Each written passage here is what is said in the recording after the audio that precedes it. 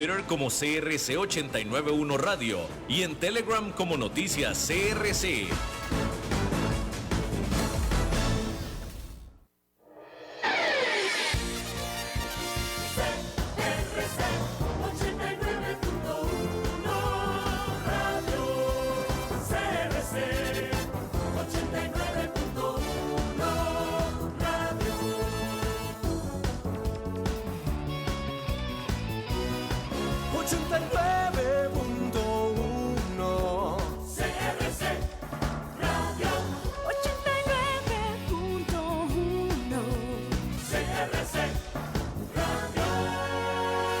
CRC 89.1 Radio y Cadena Radial Costarricense no se hacen responsables por las opiniones emitidas en este programa.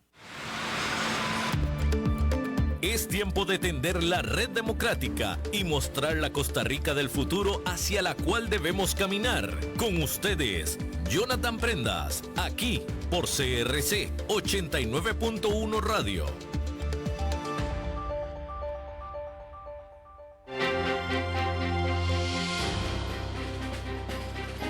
Saludos, ¿qué tal? Muy buenos días tengan todos ustedes. Bienvenidos a un nuevo programa de Red Democrática, un programa que sigue sumando voces, que sigue sumando información de primera mano para que todos podamos tomar decisiones oportunas y para que podamos saber por dónde es que el faro está generando la luz correspondiente para que la sociedad pueda seguir pues caminando de la manera más certera, más segura, más próspera, más pues sólida en sus fundamentos sociales para seguir pues heredándole o construyendo el país que le vamos a heredar a nuestros hijos y a nuestros nietos. Esta semana está llena de información de primera mano, de última pues construcción y hoy no es la excepción. Tenemos, como ya pueden ver en plataformas digitales, @CRC89.1 y @Jonathan Prendas, a don Víctor Borge González. Y a los que están en la FM para todo Costa Rica en 89.1, pues don Víctor es el analista, el papá de la criatura a nivel de estructuración de mensaje de un estudio de opinión que vino a fotografiar, a hacer una radiografía de la Costa Rica en la cual estamos viviendo hoy. Presentan este estudio, un comparativo con los estudios anteriores, y deja bastante claro cuáles son las preocupaciones, cuáles son los problemas más graves que se ven en la sociedad, cuál es la percepción que se puede estar viendo en función de estos problemas y quiénes en este momento pues despuntan como las personas que pueden tener algún tipo de respaldo popular en función de una próxima candidatura presidencial. De todo eso y muchas cosas más que están alrededor de este estudio vamos a estar hablando con Víctor y les pedimos que tomen mucha atención en este programa, que presten atención porque vamos a revelar información clave para poder saber si es simplemente una percepción del imaginario social construido en redes sociales los problemas o realmente son esos los problemas que están aquejando al país. Víctor, bienvenido a Red Democrática. Hola Jonathan, qué gusto y un gusto de saludar a toda la audiencia que sigue el programa por redes sociales y por la radio. Y no, gracias por invitarme nuevamente, como siempre un gusto estar en el programa. Bueno, lo que hicimos es parte del seguimiento de la percepción de opinión pública que la empresa desde hace 30 años viene realizando. En este caso es una de las olas de las... En este caso mostramos, en lo que salió publicado, mostramos entre 4 y 5 olas, pero en realidad viene de una serie muy larga, cerca de 70, 80 olas que se han publicado a lo largo de los años, ¿verdad? Pero claramente por un asunto de espacio no podemos tirarlo, pero ahí está el bagaje el histórico de percepciones, lo cual le da una riqueza importante a cualquier estudio longitudinal que quiera medir la percepción, los cambios en la percepción de la opinión pública y de la ciudadanía. En este caso es un muestreo aleatorio de personas costarricenses mayores de edad con teléfono celular activo, ¿verdad? Es una muestra de 400 casos de más o menos 5% con margen de error y un 95% de confianza. Es una muestra nacional que debe ser analizada únicamente sobre ese parámetro. Idealmente es mejor no buscar hacer desagregaciones más abajo de eso en términos geográficos, porque la muestra no está diseñada para eso, está diseñada para tener las percepciones a nivel nacional, ¿verdad? Entonces, ya entrando un poco en materia, ¿qué fue lo que queríamos evaluar? Era un poco tener el termómetro y poderle dar a la gente un poco el termómetro de por dónde andan las cosas y cómo se está sintiendo la gente en general sobre la situación actual del país. Como bien decías, las redes sociales de alguna manera se convierten como en un termómetro. Así es. de lo que está sucediendo en el día a día en el país. Pero tienen sus limitaciones y además de eso tienden también a captar muchísima desinformación, ¿verdad? Lo vimos en algún momento con ustedes en otro de los programas sobre el tema de desinformación y de la falta de credibilidad que tienen las personas hacia la información que circula, especialmente en redes sociales como Facebook, Twitter, TikTok. Entonces, este tipo de estudios lo que viene un poco es a tratar de aterrizar desde la percepción de las personas, porque estamos hablando directamente con las personas, ¿verdad? Una muestra aleatoria. Aquí estamos básicamente echando a todas las personas que tienen número de teléfono celular en una tómbola y dándoles la misma oportunidad de participar en la encuesta, ¿verdad? Entonces, ¿qué es lo que hemos encontrado? Y que creo que es consistente con lo que otros colegas han venido presentando a lo largo de los últimos meses, ¿verdad? En este caso, uno de los temas relevantes es que ya se va sintiendo ese cobro que la opinión pública le está haciendo, digamos, a cómo se está manejando la situación política, económica y social en el país, ¿verdad? Ya hoy 5 de cada 10 personas está diciendo que el país está igual o peor que con el gobierno anterior, ¿verdad? Entonces de ahí uno comienza a ver un poco el desgaste político de los ya 2 periodos que tiene el presidente Chávez en el proceso, ¿verdad? Un poco para ir ligando ya los temas que vamos a ir abordando. Víctor, disculpe que te interrumpa. Eso sí quiere decir que pues ya la percepción pública está circunscrita a que los problemas no se están solucionando. Entonces ya pues homologan la situación personal o social, dependiendo del contexto en el que cada uno viva, de hoy, que básicamente es como si nada hubiera pasado en 2 años. Esa es una manera de interpretarlo, o sea, no preguntamos directamente en este caso si responsabilizan o no al gobierno del presidente Chávez o a los gobiernos municipales o a los diputados o a quién de por qué la situación del país está en donde está, ¿verdad? O al sector privado o al sector público, como a los diferentes actores que están involucrados en el proceso de toma de decisiones y de gestión del día a día del país. Pero la gente sí está sintiendo que las cosas no están caminando por donde deberían caminar. Aún así, hay un grupo importante y ahí es donde yo sí, por lo menos personalmente veo que estamos en un escenario de polarización entre de mitad y mitad, literalmente, en donde vemos que la mitad de la gente está percibiendo que las cosas van bien o están mejor que con el gobierno anterior, y la otra mitad que no, ¿verdad? Entonces eso se presta para un juego político importante que ya lo estamos viendo, ¿verdad? Especialmente en un momento en donde ya están de alguna manera sonando las bombetas electorales, ¿verdad? En el proceso. Me llama mucho la atención, Víctor, en este cuadro que ustedes sacan de esta pregunta, el avance del 2022 a mayo del 2024, el impacto ha sido sustancialmente, la variación ha sido sustancial, no se ha mantenido estable, sino que siempre está tendiendo más que todo hacia la baja. Sí, bueno, tiende a ver, los dos gobiernos del PAC salieron muy desgastados y dejaron muy desgastada la percepción sobre la situación del país. Esto la gente lo analiza en función, digamos, cuando le hacemos la pregunta, la gente lo percibe.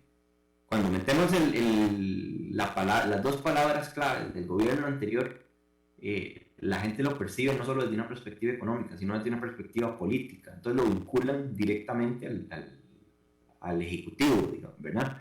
Entonces, en este caso, lo que estamos viendo es que, en comparación con los dos gobiernos, tanto el de Carlos Alvarado como el de Guillermo Solís, al cierre de sus periodos, la gente notó un desgaste, ¿verdad?, de la situación.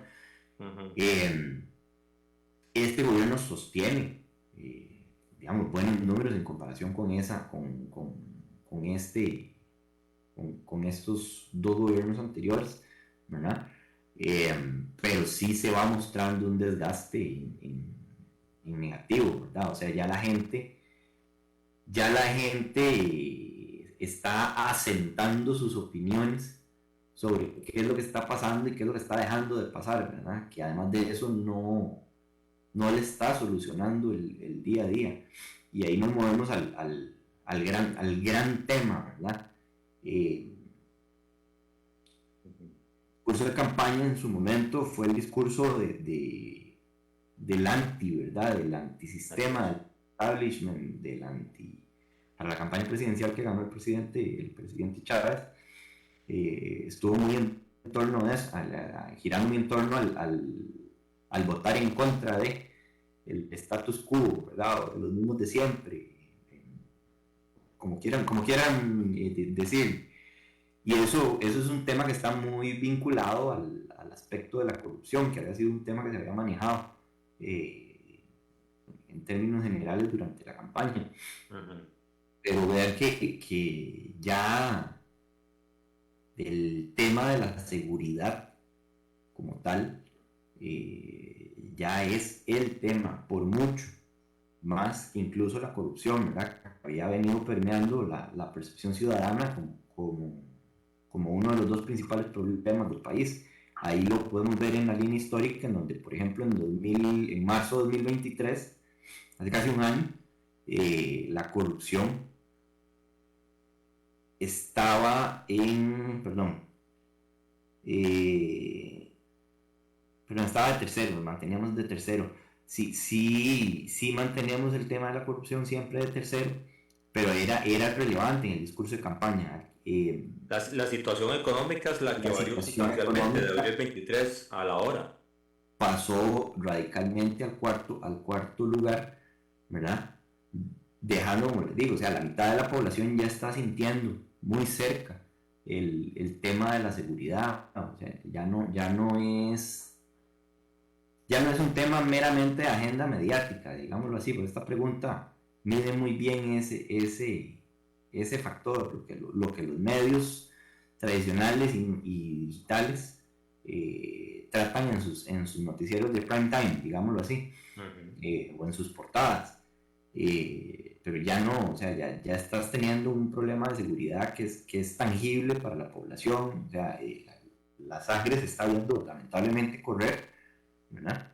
Y aquí lo vemos claramente, donde cerca de la mitad de la población con un 45% dice que el principal problema es la seguridad. Incluso si uno suma desempleo, situación económica, ¿verdad?, que son los temas económicos, ya dejó de ser el problema, percibido como un problema principal, ¿verdad?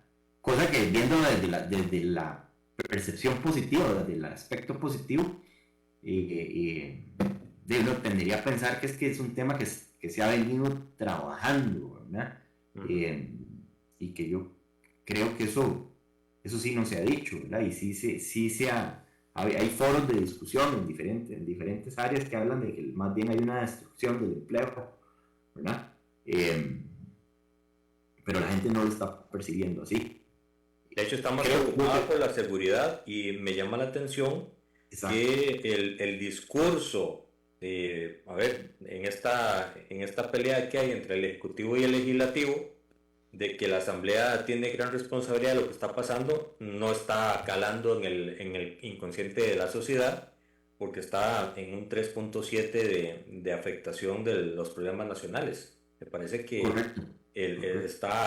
la gente no está copiando esa idea, y más que todo se está circunscribiendo a la ola de homicidios, de robos, de asaltos y demás que puede estar teniendo el país.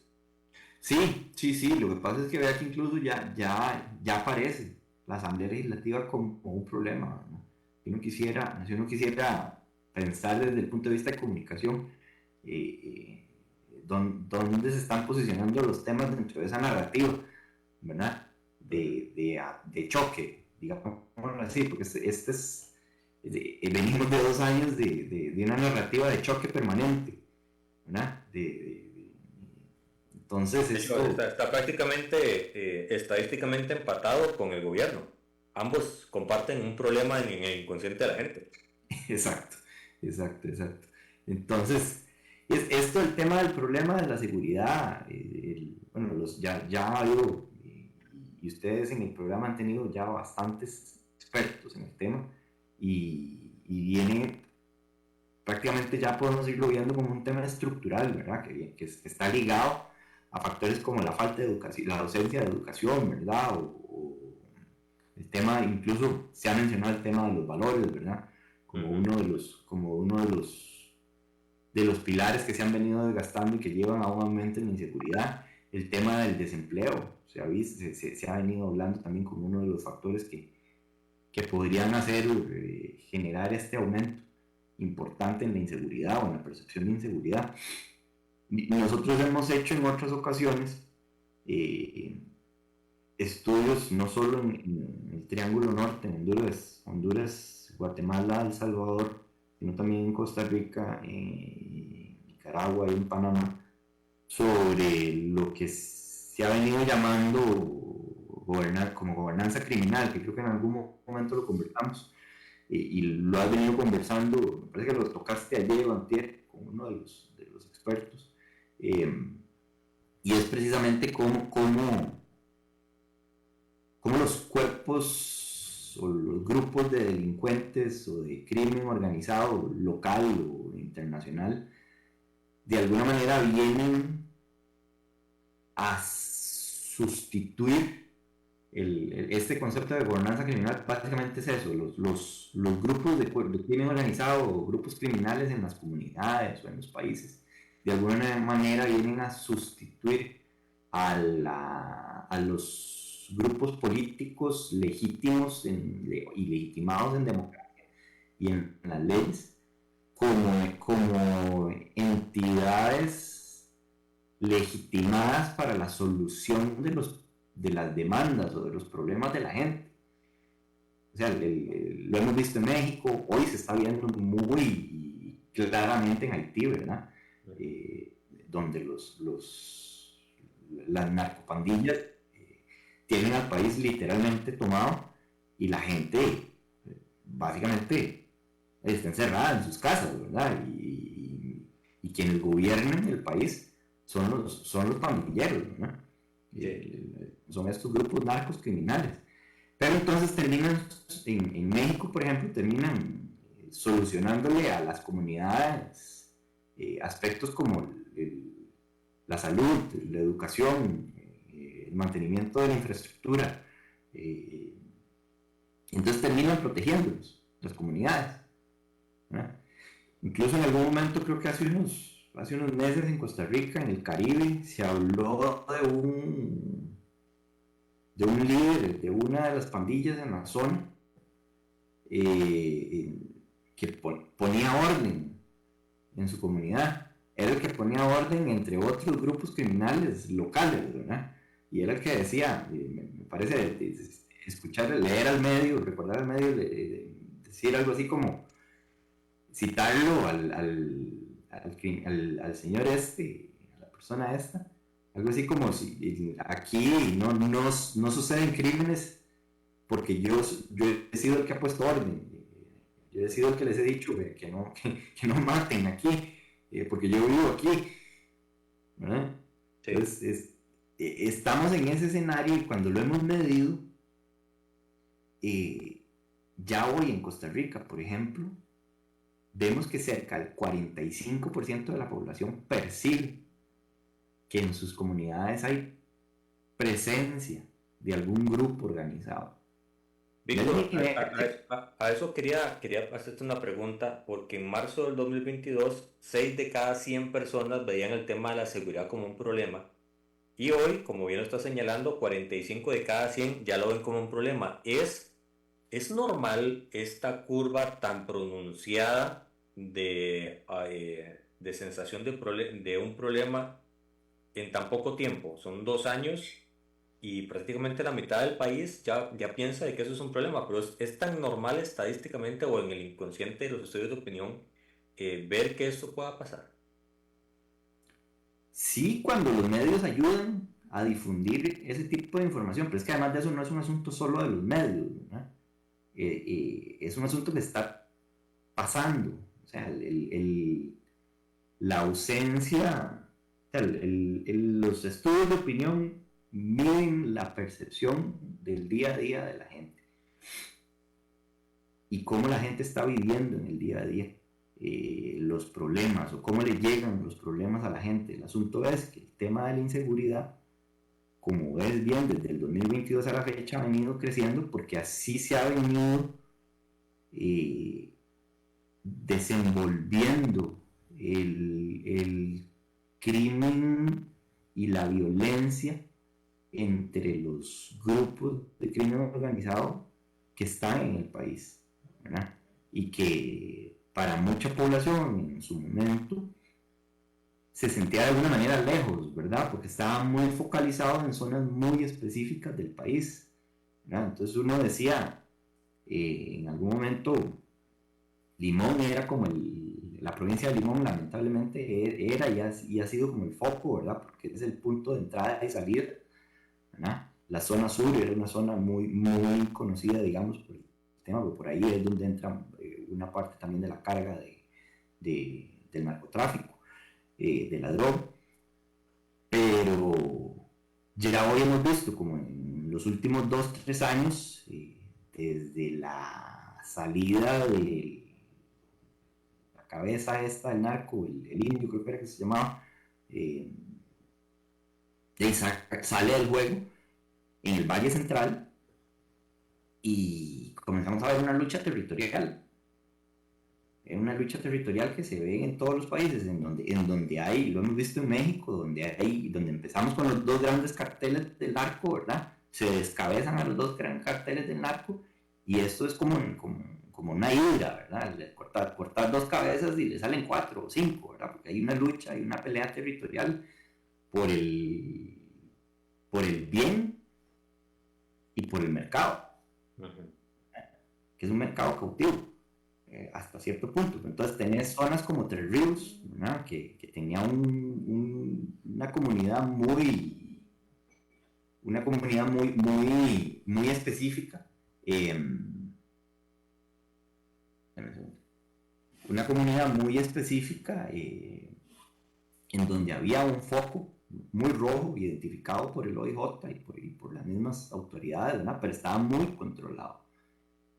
De pronto eso se descontroló y comenzaste a ver zonas que no habían sido tradicionalmente de presencia de actividades violentas criminales, ¿verdad? Escazú, Santana, son zonas que se salían del imaginario violento, ¿verdad? Del día a día de la gente. Ya hoy el crimen organizado no tiene frontera y la violencia criminal de las pandillas y del narcotráfico ya no tienen como una frontera, más bien están luchando por ampliar sus territorios, ¿verdad? Y en ese proceso se están llevando en banda a toda la población, ¿verdad? Sí. De hecho, Víctor, en la misma línea de seguridad, cada vez que hacen ustedes un estudio, ha habido un aumento de entre el 7 y el 8% en el tema de la seguridad, pero de marzo 23, perdón, de abril 23 a mayo 24, esa tendencia de 7 puntos aumentó a 10 puntos. Eso se puede interpretar como un aumento significativo en la percepción de la gente, es decir, esa tendencia de crecimiento podría aumentar según la experiencia tuya. Sí, porque no hay acciones tangibles. No hay acciones tangibles para combatir o para frenar, o tratar de frenar desde los cuerpos, digamos, de seguridad, ya sea porque hay una imposibilidad técnica o hay una imposibilidad operativa o hay una imposibilidad presupuestaria, ¿verdad? Para ejecutar estas acciones, ¿verdad? Lo que uno prevé es que pueda ir en aumento porque precisamente no se ha frenado. O sea, la cosa los homicidios no se han frenado, si sigue la misma tendencia, la cantidad de homicidios mensuales, en eso sí ha sido muy consistente el presidente, ¿verdad? En su conteo de los homicidios, ¿verdad? De los asesinatos en el país, y eso es lo que la gente está viendo, y eso es lo que la gente ve en la tele, y eso es lo que la gente lee en las redes sociales. Ve que incluso el tema económico ya está hasta permeando el tema de la salud mental, que lleva a problemas de violencia doméstica, que lo hemos visto reflejado en los femicidios que se han dado en las últimas semanas, ¿verdad? Y no solo en los femicidios. En algún momento escuchaba a la directora ejecutiva de Fundación Paniamora, Milena Grillo, hablando sobre el aumento en las tasas de violencia contra personas menores de edad y el aumento de los niños y niñas hospitalizadas que llegan al hospital de niños víctimas de violencia en sus casas. Números de susto realmente, o sea, que uno dice que nos está pasando como sociedad. Sí, de hecho, algo está pasando, y el problema es que los estudios que ustedes hacen y otros colegas aportan información que parece no es leída en su mejor manera institucionalmente, porque las cosas no cambian y deberían de existir por lo menos variaciones a la baja de esa percepción negativa, que más bien está creciendo sustancialmente. Pero me llama la atención, Víctor, que a la hora de que ustedes presentan una lista de organizaciones, la fuerza pública casualmente tiene una opinión favorable de 65.6% versus negativa del 23.1%. Quiere decir que a pesar de que se ve un problema de la inseguridad, no se la achaca necesariamente a una incapacidad institucional de la fuerza pública para actuar. No, pero es que la gente lo que evalúa en este caso no solo es a la institucionalidad, sino a la gestión de los policías, ¿verdad? O sea, la gente tiene claro de que los policías saben lo que pueden con lo que tienen. Exactamente. Ese es el tema, o sea, y lo hemos visto. La fuerza pública, la policía de tránsito, no están recibiendo los recursos que tienen que recibir. El impuesto a las sociedades, que es un impuesto con destino específico, no llega.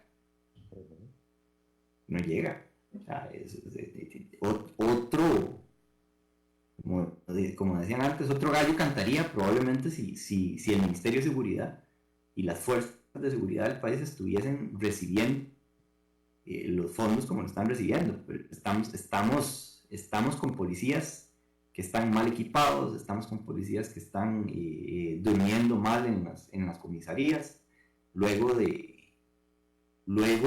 varios años en donde se les había venido mejorando sustancialmente las condiciones a partir de recuerdo que fue un préstamo del BID, me parece que ejecutó el Ministerio de Justicia y Paz para construcción para mejorar las condiciones de las delegaciones. Eso es clave. Las condiciones laborales de los policías tienen que ser las mejores. O sea, es la gente que nos está defendiendo, igual que las condiciones de los maestros, por ejemplo, y las condiciones de las escuelas y los colegios. Vos no puedes pretender que una sociedad, lo veías en algún momento lo has visto con Javier Berrocal, me parece, en los programas. O sea, no puedes pretender que una sociedad resuelva sus problemas en el mediano y el largo plazo si sus juventudes y su niñez no tienen condiciones adecuadas para estudiar, ¿no?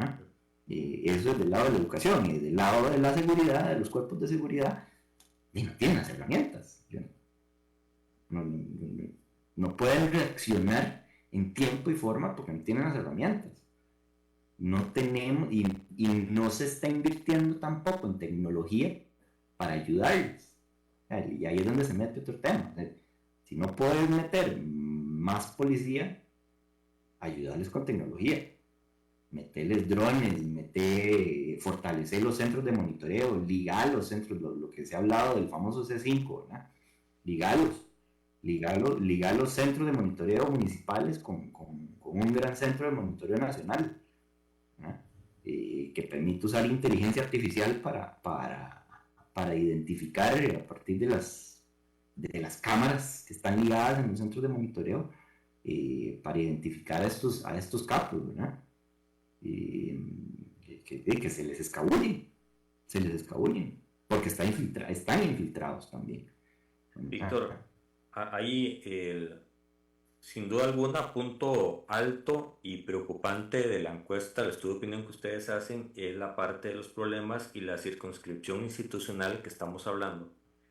Hay otra parte que ustedes hacen pública que es, y me dejó sorprendido en su máxima expresión, por un concepto cívico y democrático que antes era mucho más sólido y en este momento no lo está haciendo, y es la pregunta: ¿sabe cuándo son las próximas elecciones presidenciales?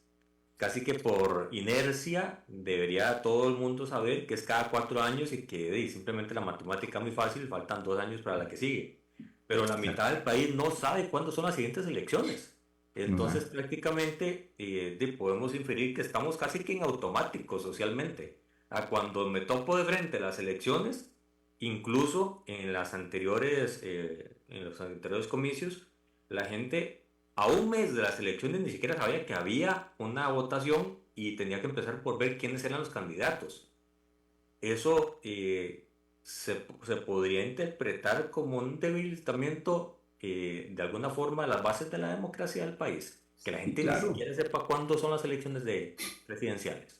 Por ahí empieza. Ve que incluso la evaluación de percepción de la gente sobre el Tribunal Supremo de Elecciones, en este caso no pusimos las olas anteriores, pero era la institución mejor evaluada del país. A nosotros nos ha dado números de 90% de opinión positiva. Aquí está en 70%. Hay un desgaste en la credibilidad de la institucionalidad democrática del país, porque ha habido un ataque. Además de eso, hay un doble juego, ¿verdad? Ha habido un ataque directo a la a la institucionalidad del Tribunal Supremo de Elecciones como poder, ¿verdad? Pero además de eso ha habido un ataque al proceso electoral per se. Esta elección municipal y la elección presidencial recibieron de algunos de los actores políticos ataques directos que cuestionaban la credibilidad del proceso. Los que estamos en esto sabemos que el tribunal, toda acción en donde hay mano humana es sujeta a mejora, y también puede tener errores, pero la gestión del Tribunal Supremo de Elecciones en Costa Rica es de lujo.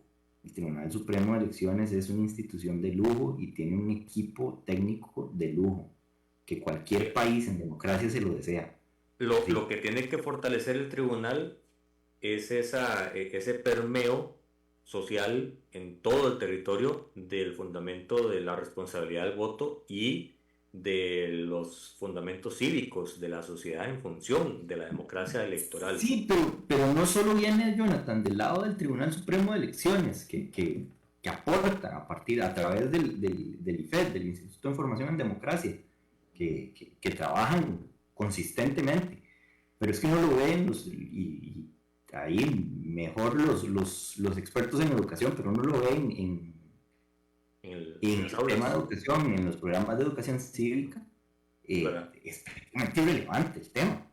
El tema de gobiernos estudiantiles, o sea, cómo nosotros como papás promovemos entre nuestros hijos que se metan en los cursos, que se metan en las elecciones estudiantiles. Pero más allá de eso, Víctor, más allá de eso, y haciendo un paréntesis, no sé si lo has notado, pero obviamente los papás están muy incluidos dentro de las propuestas de sus hijos cuando están optando por un puesto del gobierno estudiantil. Y si ves las propuestas que llevan para ser presidente del colegio del aula, básicamente en algún momento escuché hasta voy a hacer una piscina en el colegio para poder disfrutarla en los recreos. El tema es el fundamento cívico de lo que representan las propuestas y la participación se está relativizando tanto simplemente a ganar y eso se traslada muchas veces al ámbito electoral nacional y se presenta un abanico de propuestas que uno dice, pucha, si logran todo esto, Costa Rica es que va a ser Dubái, pero no lo hacen en función de las necesidades del país, sino simplemente en cautivar para ganar, y eso es un problema para el país. Sí, bueno, es que cuando las campañas electorales son campañas de promesas, ¿verdad? Ese es el tema. Sí, pero a veces se abusan. Ya están presentados. A veces se abusan. Sí, no. Es que hay gente que propone hasta el oro y el moro, ¿verdad? Ofertas electorales que son de reírse, ¿verdad? Pero y por eso en teoría, o lo que dice la teoría es que los que tienen las mejores propuestas, o por lo menos las propuestas más cercanas a lo que la población percibe que necesita, para eso son estos estudios, son diagnósticos de la percepción, y sobre los diagnósticos usted tiene que desarrollar una estrategia y acciones para mover estos indicadores, ¿verdad? Nuevamente, si el tema de seguridad, entonces diseñar y trabajar con la institucionalidad y hacer propuestas para la institucionalidad para bajar el tema de la percepción de inseguridad, que ya no es una percepción solamente, Jonathan, es que en este caso del principal problema no es un asunto de percepción solamente. Aquí ya estamos teniendo una convergencia entre la percepción y la realidad. Sí. Hay un detalle adicional, Víctor, en estas percepciones de realidad y el mundo, incluso hasta de la información digital, y es el cuadro de esta misma página de lo de la presidencia, el cuadro de abajo, que habla sobre la percepción del presidente en su gestión, de Rodrigo Chávez. Sí. En abril del 2023 ustedes encontraron que la fotografía del país tasaba un 74% de apoyo, de percepción positiva para el presidente, y en un año el desgaste se convirtió en 18 puntos de castigo popular, y ahorita prácticamente el 50% del país dice que está bien, y el otro 50%, el 47% dice que está mal. Otra vez caemos en la polarización a 2 años de las elecciones. Una polarización a 2 años, y eso le da gasolina al presidente para continuar con su promoción del famoso referéndum. Ese es el escenario. Ese es el escenario ideal para este tipo de iniciativas. Que para muchos analistas podrían no ser agradables, pero bueno, ese es el escenario. Este es un escenario de vida política, de política real, del día a día, de la gestión del día a día de la política. Es una lectura, me parece, desde el lado del Ejecutivo correcta, en el momento correcto para promoverla, ¿verdad? Aún así, lo que hemos visto es un desgaste del...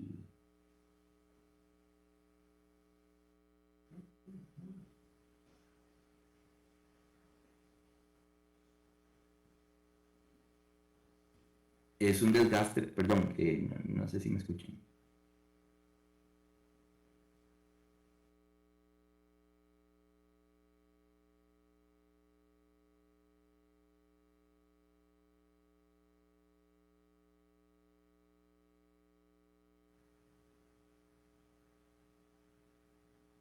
.1 FM de... Hola. ¿Quién se perdió? ¿Me escuchas, Víctor? Sí. Sí, es que tuvimos un pequeño corte en la comunicación. Ya estamos de vuelta en 89.1 en Red Democrática. Hoy estamos conversando con Víctor Borges sobre el estudio de opinión que Borges Asociados hizo público esta semana sobre la fotografía del país en percepción temática muy concreta. Te estaba haciendo la pregunta, Víctor, antes de esta interrupción, si tenés en memoria cuál era el puntaje positivo que tenían los dos anteriores presidentes al medio periodo de su gestión, si eran mejor o peor evaluados que Rodrigo Chávez, y si la tendencia de caída de este que estamos señalando, casi de 20 puntos del 2023 al 2024, se puede catalogar como algo normal dentro de una gestión presidencial, tomando como base, como te digo, los últimos dos gobiernos. Mira, lo que te puedo decir es que los números del presidente Chávez no han sido normales, ¿verdad? Han sido muy buenos en realidad, y ya 2 años sostiene una imagen positiva buena, sostiene un buen caudal político. Si lo comparas o lo querés comparar con el expresidente Carlos Alvarado, la imagen o la percepción de gestión en comparación con el presidente Alvarado, me estoy buscando el dato, creo que lo tenía por acá,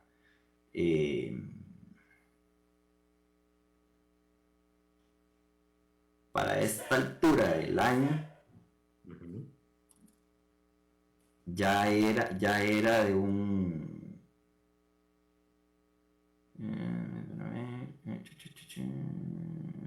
Es que te lo pregunto, Víctor, mientras que haces ahí la búsqueda, porque tanto Luis Guillermo Solís como Carlos Alvarado ganan la segunda ronda con un porcentaje de población bastante importante. Luis Guillermo incluso con un tope de votos muy, muy positivo. Y el punto de inicio de esos gobiernos permitían a los analistas predisponer una ejecución de tareas o de cumplimiento de promesas bastante importante, que con el paso del tiempo pues se vio de que no iba a ser pues posible que lo lograran cumplir, y que empezó a desgastarse el gobierno y a reducir su masa de apoyo. Pero sin duda alguna, Rodrigo Chávez tiene un comportamiento atípico en el imaginario social, pero sí quisiera saber si lo tienes por ahí o si no lo... Sí, ya. Sí, para esta altura del gobierno, Carlos Alvarado tenía negativos de 70%. Tenía solo un 30% de apoyo. Tenía solo un 30% de apoyo. Sí, Ya sin duda, ya los había son atípicos. ¿Perdón? los números actuales son atípicos. Son atípicos.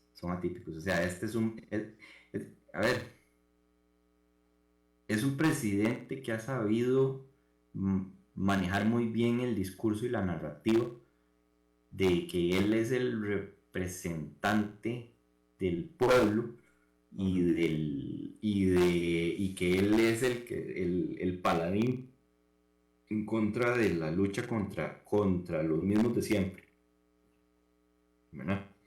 Discursivamente ha sido muy bien manejado. Y lo que estamos viendo, sí, creo yo que el desgaste de 20 puntos que ha sufrido, para mí es más producto en el proceso, se lo he comentado a varias personas que me han consultado, es más producto del proceso mismo de desgaste, de la gestión o no del gobierno hacia las demandas ciudadanas, más que de una acción organizada de la oposición para desgastar. Totalmente de acuerdo. O sea, no vemos a una oposición en este caso activa en labor de ataque o en labor de señalar consistentemente hasta hace unos pocos meses qué es lo que se está dejando de hacer. Yo creo que también había como incluso desde la misma oposición, ese mismo espacio, démosle espacio, ¿verdad? Dejemos saber, porque efectivamente creo que muchos me lo han dicho, por más que no esté en oposición, a todos nos sirve que al gobierno le vaya bien, en realidad, sí, al país le va bien. Debería ser la narrativa, pero de la percepción positiva al cumplimiento de las promesas y en satisfacción de necesidades, me parece que hay un desfase hay un gap que es interesante de estudiar, porque si hay una buena percepción, en realidad no está pasando lo que debería estar pasando con esa percepción positiva. Sí, hay una brecha importante, y el capital político que tuvo el presidente no lo aprovechó para pelear y no para gestionar. Para gestionar la concreción de presupuestos para mejora en la política pública, para cambios importantes en el tema por lo menos que no se ven tan claramente en el tema de educación, que decante en una mejora en la calidad del recurso humano que se está proponiendo hacia los empleadores, ¿verdad? O sea, seguimos manteniendo esas tasas de desempleo que son desempleos estructurales, porque simplemente la mano de obra, el recurso humano costarricense no cuenta con las habilidades que las empresas que están generando empleo, por lo menos de manera importante, empleo estable, bien pagado, bien remunerado, que normalmente son las que están en régimen de zona franca, no lo encuentran en la gente, simplemente. O sea, hay gente con ganas de trabajar, ¿verdad? Pero es imposibilidad de hacerlo. No pueden trabajar. Porque no Víctor, hoy precisamente, y en los 5 minutos que nos quedan de programa, abordar el tema de lo que hicieron público el día de hoy, que es la lista de las celebridades políticas, se podría decir, aquellos que tienen en el imaginario la posibilidad de tener algún tipo de apoyo, percepción de apoyo para una campaña electoral. ¿Cuál es esa lista que ustedes tienen? Bueno, esa es una lista de popularidad, exactamente. Vienen básicamente actores políticos relevantes dentro del discurso y dentro de la narrativa. ¿Es una lista cerrada o es abierta? Esta lista es cerrada. Se definen a los que han sido, digamos, actores relevantes en los últimos 15 años dentro del discurso político, ¿verdad? se le presenta a la gente en orden alfabético a partir del apellido. Por eso cuando se ve en ese orden, ahí me dirán, es que Antonio Álvarez de Santi de primero, es decir, por apellido. Su apellido lo dice todo, ¿verdad? Lo teníamos que poner, no había manera de ponerlo, porque si de ponerlo en otro lugar, para no... Igual se hace... ¿Perdón?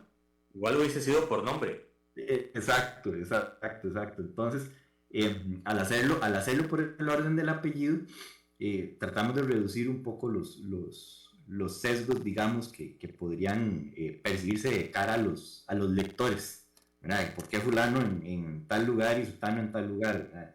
Ese es un poco el tema. Y aquí lo que vemos es que las personas realmente mejor evaluadas en este momento tienen a ser Pilar Cisneros y Rodrigo Chávez, ¿verdad? Nuevamente tienen un capital político importante que les permite continuar el discurso de trabajo que traen, ¿verdad? Luego de eso, por ejemplo, tenemos a algunos diputados que han venido liderando sus bancadas, el IFENSA, a la ministra de la Presidencia, Natalia Díaz, al presidente del Partido Unidad Social Cristiana, al exdiputado Otto Guevara, que ha sido un digamos, influenciador en redes sociales sobre temas políticos importantes en los últimos meses, en los últimos años, en su programa que tiene con el economista Zucar, ¿verdad? Y bueno, le hemos dado algún seguimiento al expresidente de la Caja del Seguro Social, Álvaro Ramos Chávez, ¿verdad? Que ha sido fue un interlocutor importante, pero ha venido teniendo digamos, su ausencia en los medios de comunicación y la ausencia, digamos, de algunos actores relevantes en la agenda mediática hace que vayan de alguna manera perdiendo puntos, ¿verdad? Por decirlo así, en conocimiento, ¿verdad? Y algunos reciben algún cobro también por su ausencia en el discurso, ¿verdad? Me llama la atención, Víctor, y en los 2 minutos que nos quedan, que por quién votaría usted en las próximas elecciones, ponen básicamente, y eso puede ser un punto muy importante para una oposición que quiera estructurar algo, que el que va ganando es Rodrigo Chávez, pero él no puede ser candidato. En ese sentido, quien tenga la bendición de él para ser candidato va a tener como principal enemigo la sombra del actual presidente, porque la gente cuando llegue a la papeleta no va a encontrar el nombre del presidente, sino que va a encontrar un nombre y una bandera nueva de alguien al que él está apoyando, y eso podría ser un problema estructural en una campaña. Sí, es una barrera que se puede, es una barrera que existe, pero es una barrera que además de eso se puede llevar. Ve Panamá, con el presidente electo José Raúl Mulino. Mulino y Martinelli son la misma cosa, ese fue el lema de campaña. Sí. Y el partido se llamaba RM, ¿verdad? El partido fue el que quedó electo. Martinelli, el expresidente Martinelli en Panamá, antes de la elección, de que empezara la elección, tenía una intención de voto del 60% sobre el total del padrón, ¿verdad? Eso le hacía como un 80% sobre voto válido. A Martinelli lo sacan del juego, ¿verdad? Y le aporta a la campaña de Mulino como el 60% de los votos. Sí, hay formas de interpretarlo. Hay maneras digamos, dentro del diseño de la estrategia de la campaña para gestionar esto. Y el peso de la imagen, o sea, la imagen que tiene el presidente Chávez en este momento es lo suficientemente positiva como para construir a partir de eso. Aún así se está desgastando. Víctor, muchísimas gracias por el programa del día de hoy. Se nos acabó el tiempo. A la orden, muchísimas gracias más bien por el ratito y a la orden de la audiencia también. Un gran gusto. Muchas gracias. Te esperamos en el siguiente estudio y muchas gracias a todos ustedes que han estado en sintonía. Mañana vamos a complementar este análisis de Víctor con opinión de Iván Barrantes para contextualizar cómo está pasándose toda la información que estamos recibiendo en el inconsciente político, que es importante evaluar para poder analizar qué es lo que va a pasar en la siguiente elección nacional. Los esperamos mañana, 10 de la mañana.